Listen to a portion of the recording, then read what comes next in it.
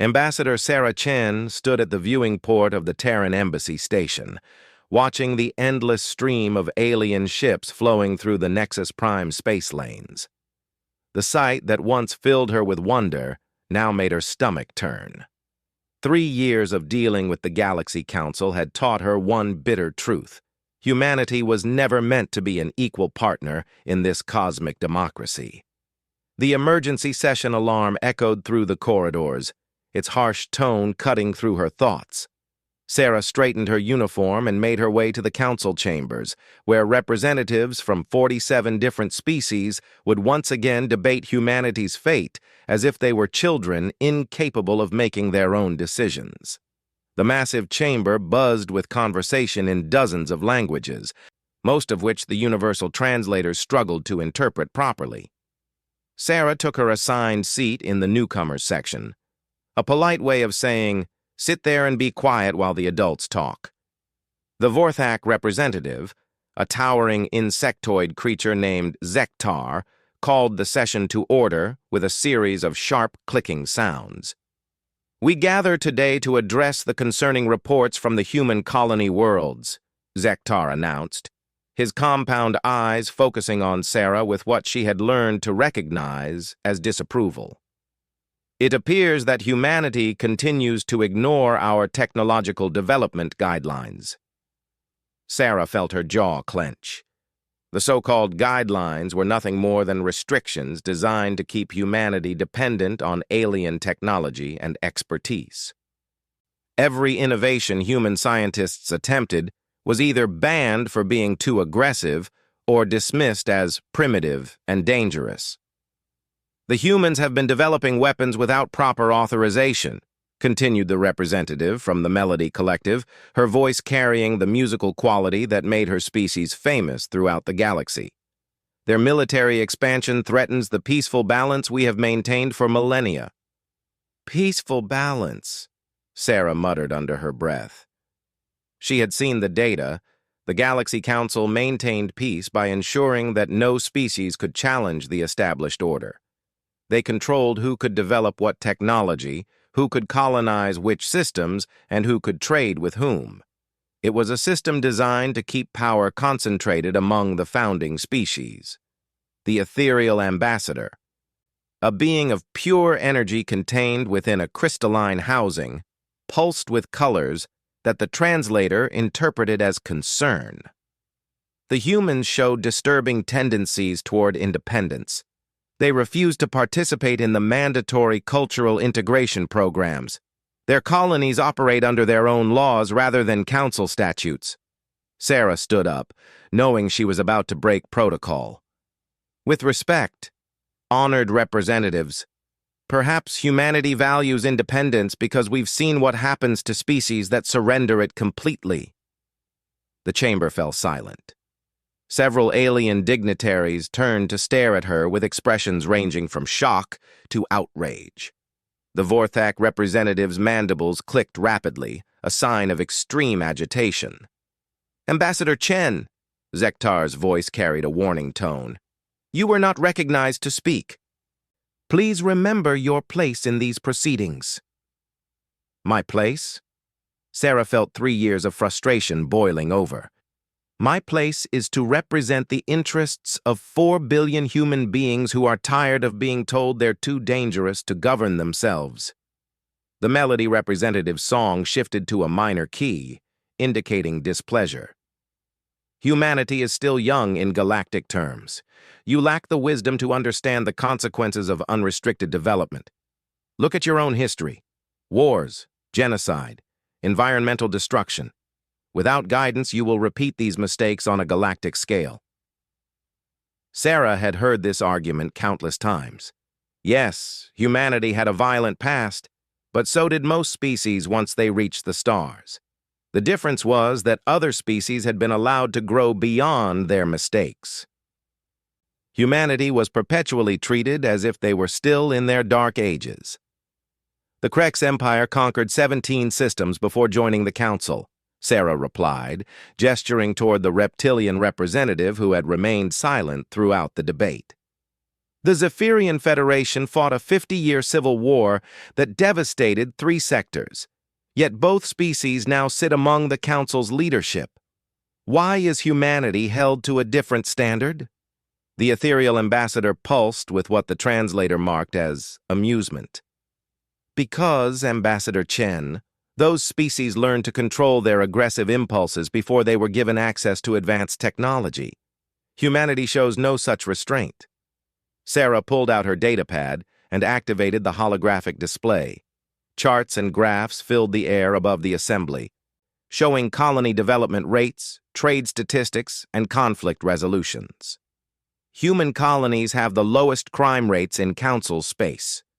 Our trade disputes are resolved through arbitration, not warfare. Our exploration missions have resulted in first contact with 12 new species, all of which were conducted peacefully. Yet you continue to develop military technology in violation of Council restrictions, Zektar interjected. Self-defense technology, Sarah corrected, because Council protection has proven inadequate. The Shadowmere incident, the attack on Europa Station, the piracy in the Centauri trade routes. In every case, human settlements had to defend themselves because Council peacekeepers arrived too late or not at all. The chamber erupted in angry, chittering, musical protests and pulsing lights. Several representatives spoke at once, their words overlapping in a cacophony that even the translators couldn't sort out. Sarah remained standing, her data still floating in the air like an accusation. When order was finally restored, the Vorthak representative's tone had grown noticeably colder. Ambassador Chen, your accusations are unfounded and insulting to the dedicated peacekeepers who risk their lives protecting all Council members. I'm not insulting anyone, Sarah replied. I'm stating facts. Human settlements are at the edge of Council space, far from the core worlds where most peacekeeping forces are stationed.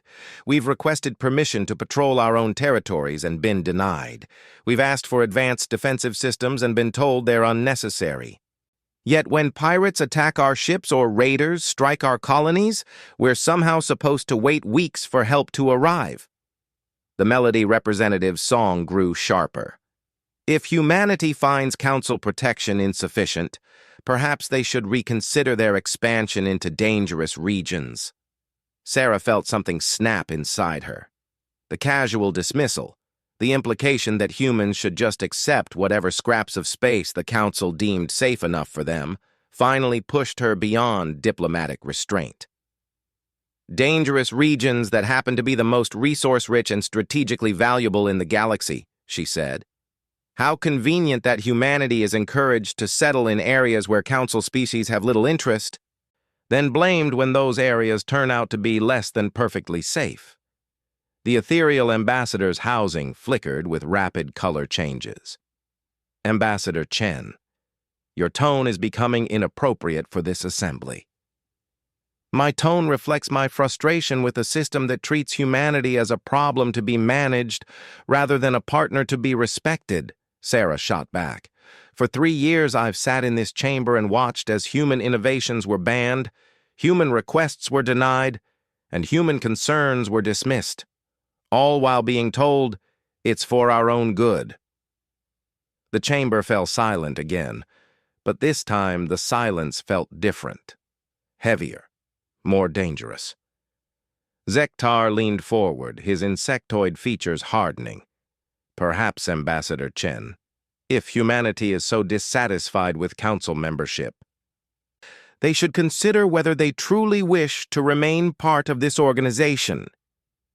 Sarah felt her heart racing. She knew she was at a crossroads, not just for herself, but for her entire species.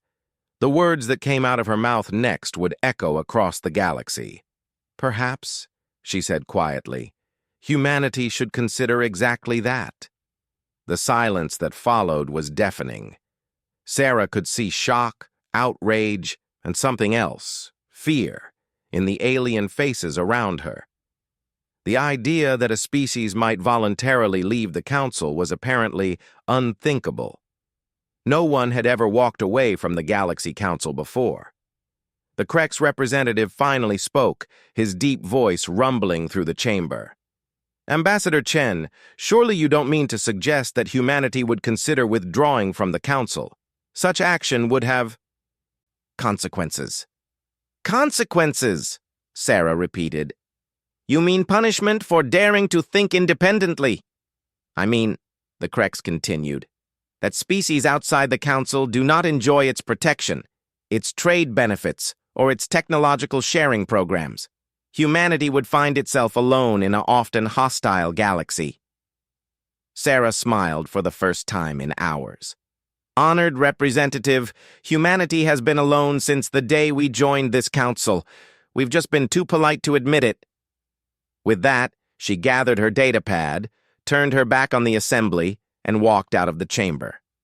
Behind her, the galaxy's most powerful beings sat in stunned silence, trying to process what had just happened. As Sarah made her way back to the embassy, she activated her secure communicator and sent a single message to Earth. Council meeting concluded. Recommend we explore other options. Full report to follow. 3 hours later, as Sarah finished writing her detailed report, she received a response from Earth that changed everything. Message received and understood. Begin preparations for withdrawal. Operation Independence is now active. Sarah stared at the words on her screen. Operation Independence. Somehow she wasn't surprised that Earth had a contingency plan for leaving the Council. Human leaders had probably been planning for this possibility since the day they joined. As she began drafting the formal withdrawal notice, Sarah wondered if the Council truly understood what they had just lost. Humanity wasn't just another member species. They were innovators, explorers, and survivors. They had reached the stars through determination and ingenuity, not through the guidance of older civilizations. Outside her window, alien ships continued their endless dance through space, blissfully unaware that the galaxy was about to change forever. Within days, those ships would carry news that would shake every council world. Humanity was leaving, and they were taking their technologies, their trade routes, and their colonies with them. The Galaxy Council had spent so much time trying to control humanity that they had forgotten the most important rule of dealing with humans.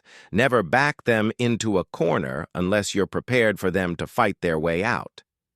Sarah submitted her formal resignation from the Council and began preparations for the journey home. Earth was calling, and humanity had work to do. The notification arrived at exactly 0800 Galactic Standard Time, transmitted simultaneously to every council member world, embassy, and administrative center across 47 star systems. It was a simple document, barely 3 pages long, but its contents sent shockwaves through the galaxy. Prime Minister Elena Vasquez stood at the podium in the Earth Global Parliament, her weathered face calm, despite the magnitude of what she was about to announce. Behind her, the flags of every human colony world hung in perfect rows, representing 4 billion souls who had just made the most important decision in human history. Today, she began, her voice carrying to every corner of human space through quantum communications. Humanity chooses its own destiny. The formal withdrawal had been delivered 12 hours earlier, but the Council's response was predictable. Trade sanctions, travel restrictions, and the immediate freezing of all human assets in Council space. They had acted swiftly, believing that economic pressure would force humanity back to the negotiating table within days. They had no idea how wrong they were. Admiral Marcus Webb stood in the command center of Luna Station, watching as the largest logistical operation in human history unfolded across his tactical displays. Operation Independence wasn't just about leaving the Council. It was about proving that humanity could survive and thrive without their so-called guidance. Admiral, his communications officer reported, we're receiving confirmations from all colony worlds. The evacuation fleets are moving on schedule. Webb nodded grimly. The word evacuation made it sound like humanity was running away, but nothing could be further from the truth. Every human ship, station, and settlement in Council space was being systematically relocated to territories beyond Council jurisdiction. It was the largest migration in galactic history, and they were pulling it off with military precision. "Status on the technology transfers?" Webb asked his intelligence chief. "All critical data has been secured," Commander Sarah Park replied. "Our people have been quietly copying every database, research file, and technical manual they could access for the past 6 months. We're not leaving empty-handed." Webb smiled at that. The Council had shared their technology reluctantly, always keeping humans at arm's length from the most advanced systems. They had no idea that human engineers had been reverse engineering everything they could get their hands on. Centuries of human ingenuity were about to be unleashed without Council restrictions. Meanwhile, in the Vorthak home system, emergency sessions were being called as reports flooded in from across Council space. Ambassador Zektar found himself facing something he had never experienced in his 200-year career: complete confusion. "They're actually doing it," the Melody representative sang, her musical voice carrying notes of disbelief. "Every human facility in Council space is being abandoned. They're stripping their installations bare and taking everything with them." "Where are they going?" demanded the Krex representative, his scaled fist striking the conference table with enough force to crack the surface. "Our intelligence services can't track their destination coordinates." Zektar's compound eyes flickered with frustration. "Human ships are using jump routes we've never seen before. They appear to have been building their own navigation network without our knowledge." The ethereal ambassador pulsed with colors indicating deep concern. This was planned, thoroughly planned. They didn't make this decision in anger after Ambassador Chen's outburst. They've been preparing for withdrawal for months, possibly years. The implications were staggering. While the Council had been treating humanity like unruly children, the humans had been quietly building the infrastructure needed for complete independence. They had established secret supply lines, developed alternative technologies, and mapped jump routes to regions of space the Council had written off as worthless.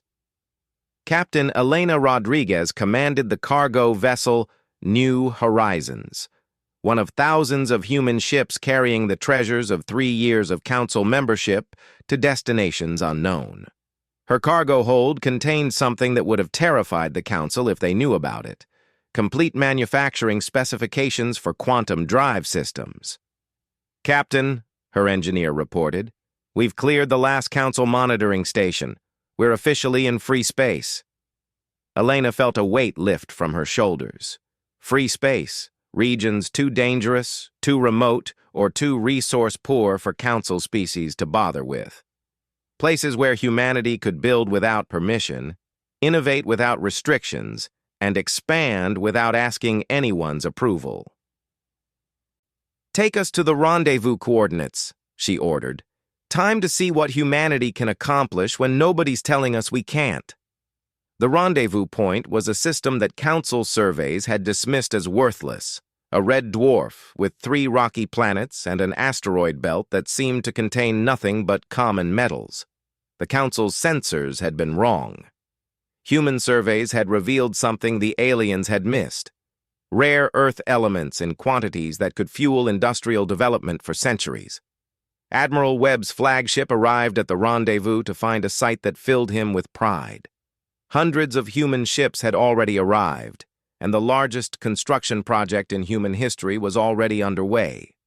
Automated factories were assembling space platforms, mining operations were extracting resources from the asteroid belt, and the first orbital habitats were taking shape. "Admiral," his science officer reported, "we're receiving completion reports from engineering teams. The first phase installations will be operational within 72 hours. Webb studied the tactical display, watching as human civilization rebuilt itself in the span of days. This wasn't desperation or desperation. This was organized rebellion on a scale that would have impressed their ancestors who had fought for independence on Earth centuries ago. "What's our defensive status?" Webb asked. "All military assets are accounted for," his tactical officer replied. "We've got patrol squadrons monitoring the approaches, and the defense platforms will be online soon. If the Council tries to force us back, they're going to find us ready." But the Council wasn't thinking about military action yet. They were still trying to understand what had just happened to their carefully ordered galaxy. On the Melody home world, High Singer Lyranis stood before the Planetary Council, her normally beautiful voice strained with worry. "The economic disruption is spreading beyond human territories. Human traders were involved in supply chains we didn't even realize existed. Their withdrawal is causing shortages in 17 sectors." The planet's trade minister, an elderly Melody with silver-toned vocal cords, sang his response in harmonies that conveyed deep concern. "Human merchants were transporting goods between non-human worlds, serving markets we had ignored. They filled gaps in our economy that we didn't know existed." It was true. While the Council had been focused on controlling human development, human entrepreneurs had been quietly making themselves essential to galactic commerce. They transported goods that larger alien corporations found unprofitable, served remote colonies that weren't worth the attention of major trade houses, and provided services that bridged the gaps between different alien cultures. Now those services were gone, and the galaxy was discovering how much it had come to depend on human ingenuity and adaptability. The situation was even worse in the frontier regions. Human colonies had often served as communication relays, refueling stations, and emergency ports for alien travelers. Without warning, those services had vanished, leaving vast regions of space effectively isolated. Captain Gentar of the Krex freighter, Prophet's Edge, found himself stranded in what had been human space, his ship's fuel reserves depleted and no human refueling station to be found. The nearest non-human port was 3 weeks away at sublight speeds. "Where did they all go?" his navigator hissed in frustration. "There were human facilities throughout this entire sector yesterday. Now there's nothing but empty space." The answer, if he had known it, would have terrified him. The humans hadn't just left. They had erased every trace of their presence. Orbital stations had been disassembled and transported away. Surface installations had been stripped down to their foundations. Even the navigation beacons that had marked safe jump points had been removed. It was as if humanity had decided that if they couldn't be treated as equals in Council space, then the Council could manage without any human assistance whatsoever. Back at the human rendezvous point, Prime Minister Vasquez arrived aboard her personal transport to witness the birth of humanity's new future. The sight that greeted her was beyond anything she had imagined possible. In just 5 days, human engineers had constructed the framework of a new civilization. Massive industrial platforms floated in formation around the system's star, solar collectors feeding power to automated factories. The asteroid belt buzzed with mining ships and ore processors, while the first completed habitat rings rotated slowly against the star field. "Madam Prime Minister," Admiral Webb greeted her as she came aboard his flagship. "Welcome to New Geneva." "New Geneva?" Vasquez asked, stepping onto the observation deck. "That's what the colonists are calling our new capital system," Webb explained, "in honor of the Earth City where the Council Charter was first signed. Seemed appropriate for the place where we declared our independence from it." Vasquez smiled at the poetic justice. "Status report, Admiral." "Better than we dared hope," Webb replied. "We've successfully relocated 94% of our Council space assets. Industrial production is already at 60% of pre-withdrawal levels and climbing. Our defensive network is operational, and our exploration fleets are mapping dozens of new systems." "What about our technology development programs?" Webb's grin was predatory. "Without Council restrictions, our research teams are making breakthroughs daily. We're already developing improvements to systems the Council claimed were impossible for us to understand." It was true. Freed from alien oversight and bureaucratic restrictions, human scientists and engineers were experiencing a renaissance of innovation. Technologies that had been forbidden or dismissed were being perfected at an unprecedented pace. The quantum communication array that kept all human worlds in constant contact was based on theories that council scientists had said were too dangerous for human minds to comprehend. The new ship designs emerging from human shipyards incorporated concepts that alien engineers had insisted would never work. Within a week of withdrawal, humanity had achieved technological advances that would have taken decades under council supervision. But perhaps the most remarkable development was cultural. Cut off from alien influence and free to develop their own society, human colonies were experiencing a renaissance of creativity and innovation that surprised even their own leaders. Artists were creating works that no longer needed to conform to alien aesthetic standards. Writers were exploring themes that had been considered too aggressive or primitive for galactic literature. Musicians were composing symphonies that celebrated human achievement without apologizing for human nature. For the first time since joining the galaxy community, humanity was free to be human. The news of humanity's successful independence reached council worlds through fragments of intercepted communications and reports from traders who had encountered the edges of human space. What they learned sent chills through every alien government. Humanity wasn't just surviving on their own. They were thriving. Their new territories were expanding rapidly as human exploration fleets discovered system after system that council surveys had dismissed or overlooked. Their technology was advancing at a pace that seemed impossible. And most terrifying of all, they showed no signs of wanting to return to council authority. The galaxy was beginning to realize that they had lost more than just another member species. They had lost the most adaptable, innovative, and determined civilization they had ever encountered. And humanity was just getting started. 6 months after humanity's withdrawal from the Galaxy Council, the unthinkable happened. The Terran Federation made first contact with the HFY Collective, a powerful alien empire that had been at war with Council forces for over a century. The news reached Council headquarters through intelligence channels that carried a level of panic unseen since the Great Plague Wars. Grand Admiral Thexmore of the Krex Empire found himself staring at battle reports that defied everything he thought he knew about galactic warfare. "They did what?" he roared, his massive claws leaving deep scratches in the briefing table. Commander Velan, his intelligence chief, double-checked the data before responding. Human forces engaged a HFY battle fleet in the Kepler Void. Not only did they survive the encounter, but they convinced the HFY to sign a non-aggression pact. The implications were staggering. The HFY Collective had been the Council's primary external threat for generations. Their biomechanical ships and living weapons had pushed Council forces back across 12 sectors. No species had ever successfully negotiated with them. They communicated only through warfare. "How is that possible?" Thexmore demanded. "The HFY don't negotiate. They consume or destroy everything they encounter."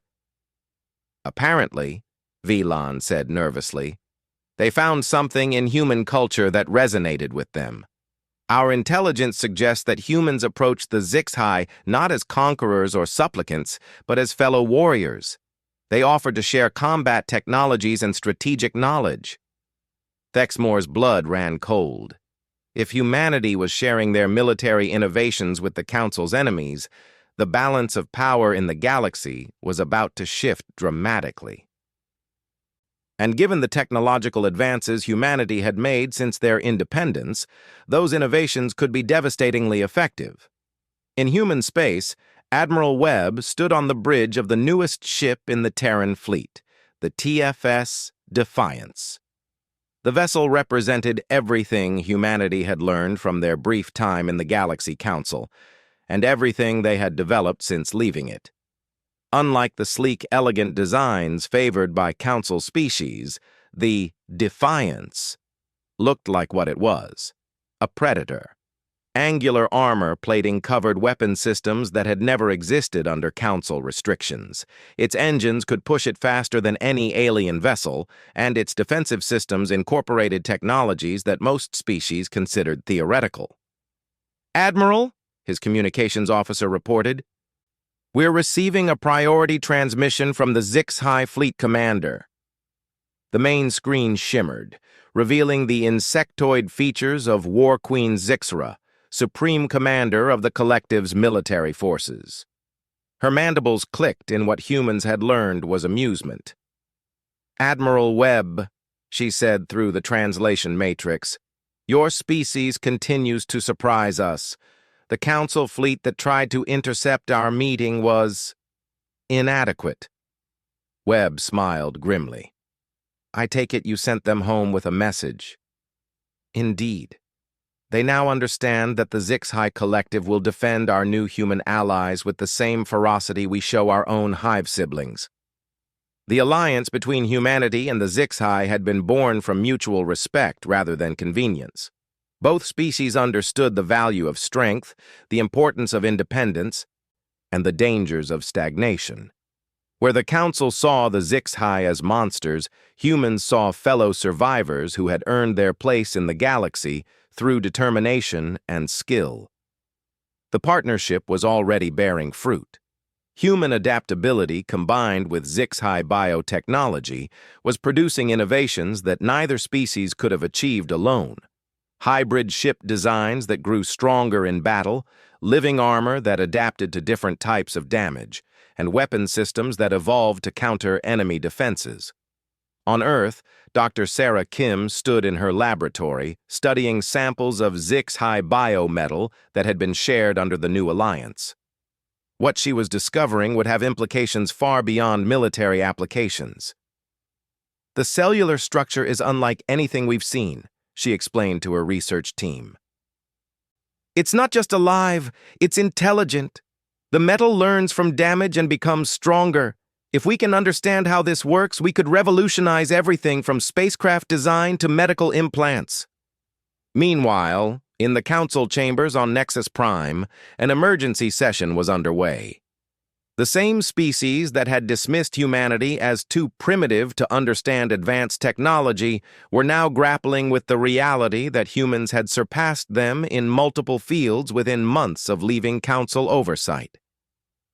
"They're trading with the Jelani Consortium," reported the ethereal ambassador, his crystalline housing pulsing with agitation.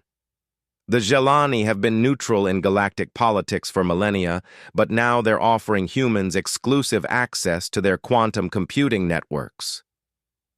The Jelani were ancient, mysterious, and incredibly advanced. They had never shown interest in forming alliances with younger species. The fact that they were making exceptions for humanity spoke to achievements that the Council was only beginning to understand. "What do the humans have that we don't?" demanded the Melody representative, her song carrying notes of frustration that would have been unthinkable before humanity's departure. The answer came from an unexpected source. Zektar, the Vorthak representative who had been humanity's greatest critic, spoke quietly from his position at the Council table. "Freedom," he said simply. "They have the freedom to fail, to take risks, to pursue ideas that might not work. We've spent so long avoiding mistakes that we've forgotten how to achieve breakthroughs." The chamber fell silent as the implications sank in. The Galaxy Council's greatest strength, its stability and careful management of risk, had become a weakness. While Council species followed established procedures and avoided dangerous research, humanity had been pushing boundaries and accepting failures as learning experiences. The results spoke for themselves. In 6 months, human space had expanded to include 15 new star systems. Their technology base had grown to match or exceed Council standards in multiple fields. Their military capabilities had increased exponentially. And most frighteningly, they were forming alliances with powers that the Council couldn't match. Captain Yixal of the Melody exploration vessel, Harmonic Dawn, made a discovery that sent shockwaves through Council intelligence services. While conducting a routine survey mission in what had been considered empty space, his ship detected massive energy signatures coming from a previously unknown system. When they investigated, they found something that challenged everything the Council believed about galactic geography. A massive space station, clearly of human construction, orbited a star that shouldn't have been able to support advanced technology. The station was harvesting solar energy on a scale that dwarfed anything in Council space. "How is this possible?" Yixal sang to his science officer. "Our surveys indicated this system contained only a dying star and radioactive planets." His officer's response carried harmonics of confusion and fear. "Captain, I'm detecting at least 12 similar installations throughout this sector. The humans haven't just built colonies. They've built industrial infrastructure that rivals our core worlds." The data they transmitted back to Council space painted a picture that terrified alien leaders. Humanity hadn't just survived their exile from Council space. They had used it as an opportunity to expand into regions that other species had written off as worthless. Their willingness to work in harsh conditions and their talent for extracting resources from seemingly barren worlds had given them access to vast territories that the Council had never bothered to claim. But territory and resources were only part of the picture. The real shock came when Council intelligence services attempted to infiltrate human space to gather more detailed information about their former members' capabilities. Agent Tylan of the Krex Intelligence Service had volunteered for what was supposed to be a routine reconnaissance mission. Disguised as an independent trader, he approached the edges of human territory, expecting to find isolated outposts that could be easily observed. Instead, he found himself facing a security network that detected and analyzed his ship before he had even crossed into human space. Within minutes of entering the outer detection grid, he was approached by a human patrol vessel that somehow knew his true identity, his mission, and details about his background that should have been classified at the highest levels. "Agent Tylan," the human captain said over the communication link, "welcome to Terran space. We've been expecting you." The implications were terrifying. Human intelligence capabilities had somehow advanced to the point where they could see through the Council's best espionage techniques. They weren't just monitoring their borders. They were actively gathering information about Council activities from across the galaxy. When Agent Tylan was eventually released with a polite but firm warning to stay out of human territory, he carried back reports that sent Council security services into panic. Humanity possessed intelligence networks that could track individual agents across multiple star systems. They had information about Council military movements that should have been impossible for outsiders to obtain. And most frightening of all, they demonstrated technological capabilities that suggested they were no longer dependent on anyone for anything. The final blow to Council confidence came when humanity began what they called the open door policy. Instead of hiding their achievements, they started inviting selected alien species to visit human space and see what independence could accomplish. The first invitation went to the Tauri Compact, a group of younger species that had joined the Council only decades before humanity. When the Tauri delegation returned from human space, their reports spread like wildfire through the younger species' territories. "They've achieved in 6 months what we've been told would take centuries," reported Tauri Ambassador Keltos to his home government. "Their cities float in space above worlds we would have considered uninhabitable. Their ships travel faster than anything in our fleet. And their people have a confidence that comes from knowing they control their own destiny." The psychological impact was devastating. Species that had accepted Council authority as natural and beneficial began to question whether that authority was actually holding them back. Young civilizations that had been told they needed centuries of guidance before they could govern themselves began to wonder what they might accomplish if given the chance to try. Protest movements erupted on a dozen Council worlds. Demands for greater autonomy became common in planetary assemblies.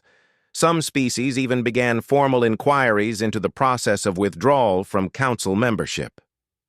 The Galaxy Council, which had maintained order through careful control and gradual development, suddenly found itself facing the possibility that its entire structure might collapse.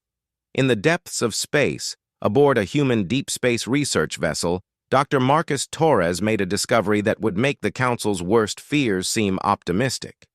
His team had been investigating quantum phenomena in regions of space that most species considered too dangerous to explore. "We've found something," he reported to Admiral Webb via quantum transmission. "It's not just a new type of energy source, it's a completely new understanding of how space-time works. If we're right about this, we could revolutionize interstellar travel." The discovery would later become known as the Torres Drive, a propulsion system that made humanity's ships not just faster than any others in the galaxy, but fast enough to cross vast distances that had previously required months of travel in mere days. With the Torres Drive, human exploration fleets began mapping regions of the galaxy that no other species had ever reached. They discovered new worlds, new resources, and most importantly, new civilizations that had never heard of the Galaxy Council. These newly contacted species were introduced to the galaxy through human representatives rather than council diplomats. They learned about interstellar civilization from beings who emphasized cooperation rather than control, achievement rather than limitation, and growth rather than stability. The Galaxy Council's monopoly on first contact, one of their most important sources of power and influence, was broken. As reports of humanity's achievements continued to flood Council intelligence networks, a horrible realization began to dawn on alien leaders. They had not lost a member species, they had created a rival that was growing stronger with each passing day, making alliances with powers they couldn't match, achieving technological breakthroughs they couldn't replicate, and inspiring other species to question the very foundations of Council authority. The humans had not just cut ties with the Galaxy Council, they had proven that those ties were unnecessary. And in doing so, they had revealed the Council's greatest weakness. Their entire system depended on the belief that independence was impossible. That belief was dying, and with it, the Galaxy Council's control over the stars. As Ambassador Zektar stood at his office window, watching alien ships move through space lanes that had once carried human vessels, he wondered if the Council would survive the lesson humanity had taught them. They had feared humanity's potential for destruction, but they should have feared their potential for inspiration. The galaxy would never be the same.